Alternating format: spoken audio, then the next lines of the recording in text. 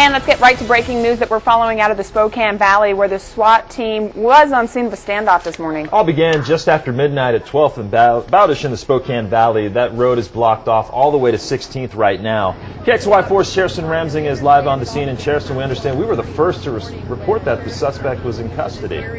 Just about a half an hour ago, we were live with this breaking news when Dave Reagan, who is with the Spokane Sheriff's Office, came by to tell us of word that 33-year-old Sean Driver was taken into custody. This man has 14 prior convictions. Dave, how did this all begin with this SWAT standoff? Well, about 10:30 last night, one of our officers out here in Spokane Valley that knew that Sean Driver had warrants was driving by the residence here where his father lives, looking for him basically. Saw Sean in a vehicle in the driveway. That turned into a foot chase in the dark. He lost Sean. They called in a canine. The canine tracked him for a short distance, but it lost the track. Thinking that, well, the only place he could have gone was maybe back to the house, they went to the house and ultimately located him hiding in the basement.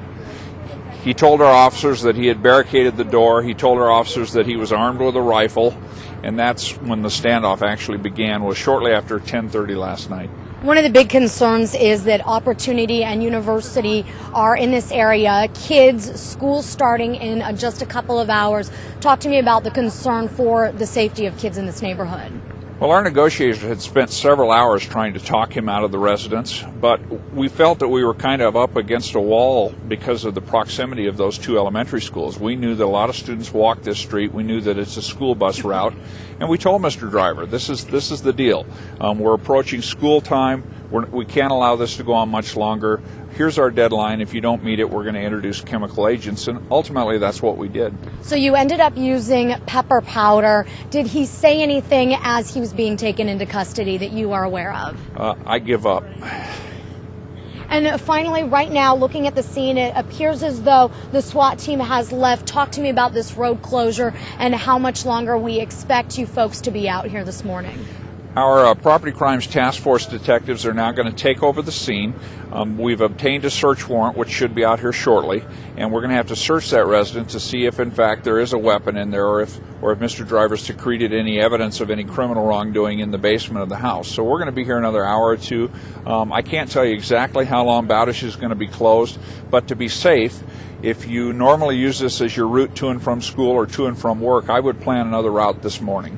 And finally, Dave, for you, doing something like this with kids known in the area, two elementary schools, how critical was it for you that this ended peacefully and no evacuations had to be ordered? Well, obviously, when you have a fugitive that doesn't want to go to jail loose in a neighborhood, he presents a risk to all the neighbors that live there. We didn't know whether or not he was armed for sure. We couldn't just walk away and leave a potentially armed fugitive in this neighborhood where there's so many children and so many schools. So we felt like we had to resolve it. We've done that. We're very happy that we've done it without anybody being injured. It would have been nice if we could have done it earlier in the evening, but we'll take what we can get. Thank you so much. So, Mike and Kalai, just to wrap up, 33-year-old Sean Driver taken into custody. He is a known fugitive with many criminal record history, 14 prior convictions. We'll continue to follow this breaking news throughout the course of the morning. Back to you. And it is good news this morning that they were able to take him into custody without anything major happening hours before school set to start. Especially with school about to start.